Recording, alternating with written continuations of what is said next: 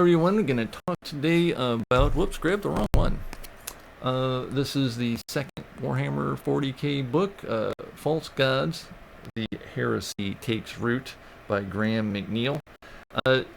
I'm sort of wondering something about what Warhammer 40k fans think of where this belongs, as this is, I guess, basically just military science fiction.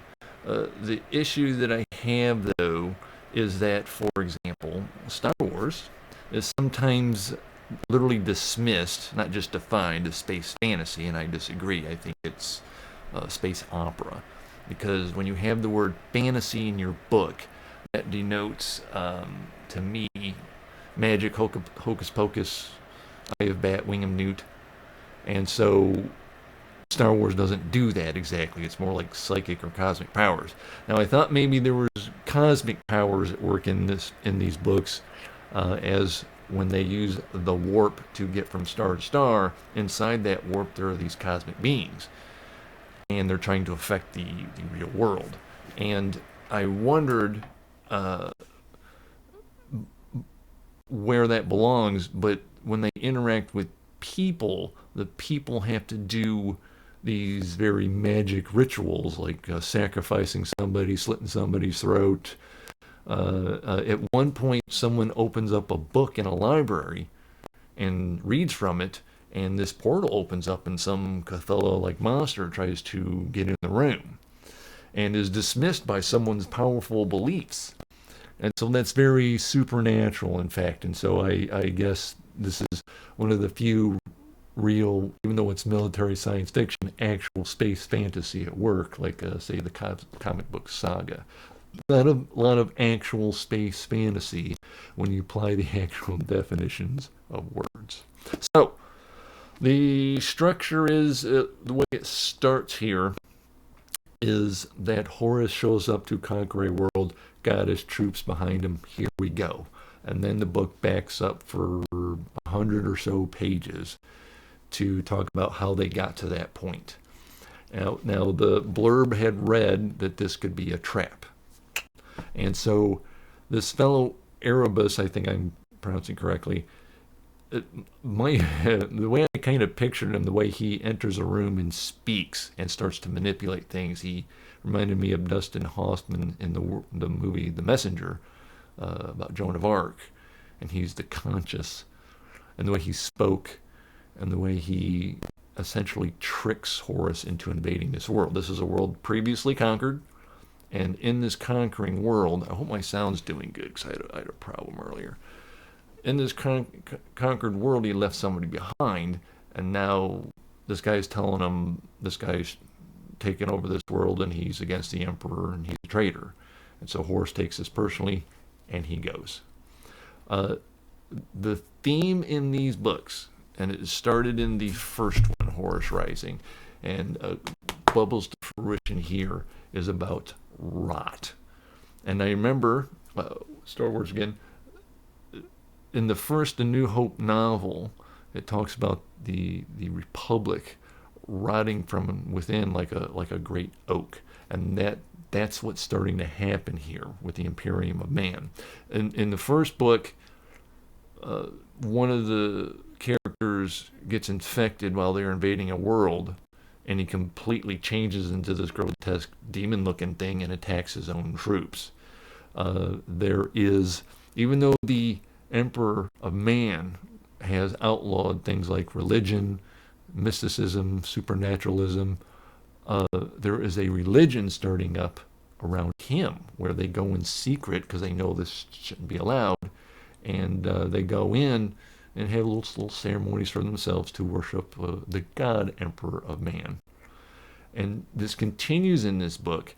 There is a remembrancer, an archivist, if you choose, who starts getting wind of this and taking a look at the atrocities being committed by the Imperium, and releases it in the form of poetry and passes around all these pamphlets about it. And this starts getting around. And the Loken himself, who is the primary in the first book, he's having doubts about their mission and who's on whose side, and he atrocities they're committing, is this the right way to do things, and just rot. So, yes, Horus is tricked to invading this world, and it is these beings inside the warp working with beings in the real world who have been laying plans for centuries to get Horus to this point. I'm going to hit spoilery plot points from here on out. Try not to give every little detail away, but from here on out, I'm going to give some things away. So Horus, he gets harmed in battle, and he's dying. And people of this world say, "Hey, look, we can save him. We just got to do this one ceremony, because this super doctor that they have on the side of the Imperium of Man just can't seem to figure out what's wrong with him." So they take him away and lock him away. Loken's against this, but they already took him away to do it. His own fellow warriors went behind his back and said, "We're doing this. This is the only way we can save him. We got to save Horus." And while they're doing this ceremony and everything, Horus wakes up, and it's like he's in some magical dimension or magical virtual reality. And he doesn't know who to believe, because on one side, it sounds like there's a bunch of his own people who have gotten in here and said, "Look, dude, you still got to be on our side." But then there's someone else appearing to be a friend who says, "No, the Emperor is actually not right. And here's the future." And they show him a future where Horus is forgotten about. And the God Emperor of mankind now rules the galaxy and is worshipped as a god, which goes against everything that they have been fighting for. And so you don't know what Horus is going to do. When we come out, you can tell Horus is a little changed, but you still don't quite get it. What's he going to do?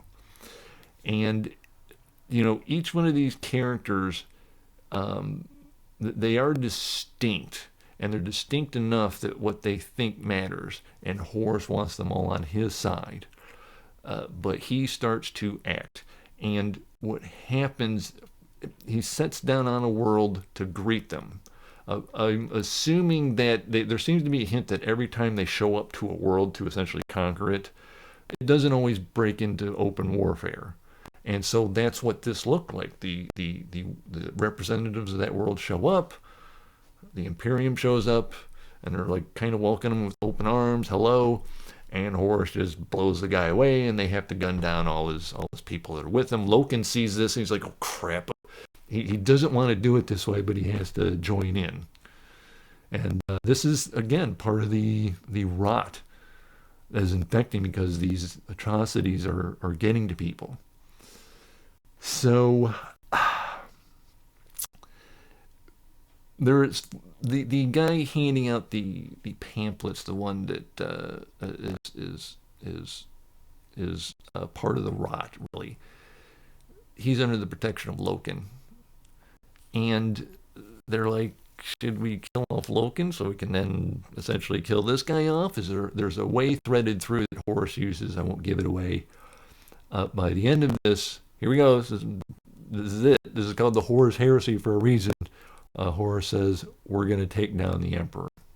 We're going to commit war here, and then we're going to go down and take a shot at the Emperor himself. And I, Horus, am going to rule the galaxy.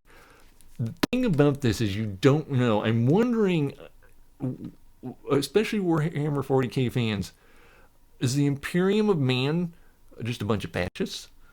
Because you don't know who good guys and bad guys are in this. The good and evil are not exactly... The whole thing's gray across the spectrum. These guys are attacking worlds. We're in charge now, and you're just going to like it. Well, Horus is going to do the same thing just because he doesn't agree with the way the Emperor wants his future. If that's even the future that the Emperor wanted, maybe he didn't. Horus has just been tricked. And then these beings that are manipulating people in the real world to cause this to happen, are they good or evil? What's going on?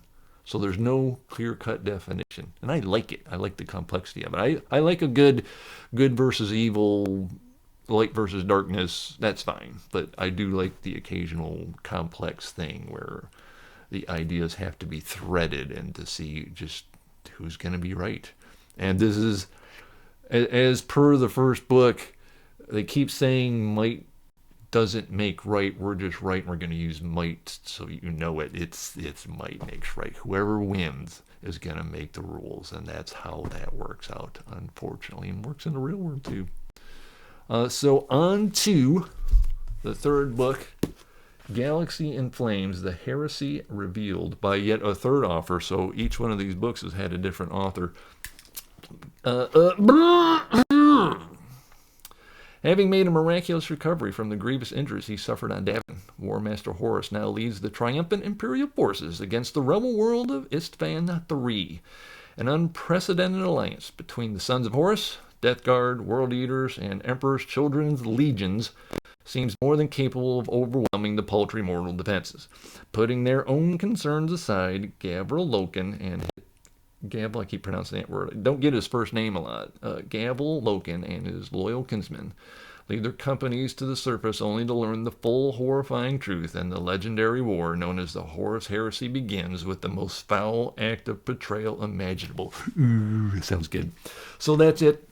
See you next week for book 3. I don't know what, because this is supposed to be an arc by itself, but there's 50 books in the Horus Heresy and over 400 books in Warhammer 40k. I can't pretend that I'm going to binge read 50 books. I binge read Dresden Files this past summer, 17 books. I had time off, so I didn't take 17 weeks. It was 8 or 9 weeks I did that in. So, but I'm working now, so I'm not going to devote a year just to this, so I don't know if I'm just going to go read online and spoil myself to high heaven or take some book recommendations. I don't know just yet. But until then, don't make up my mind.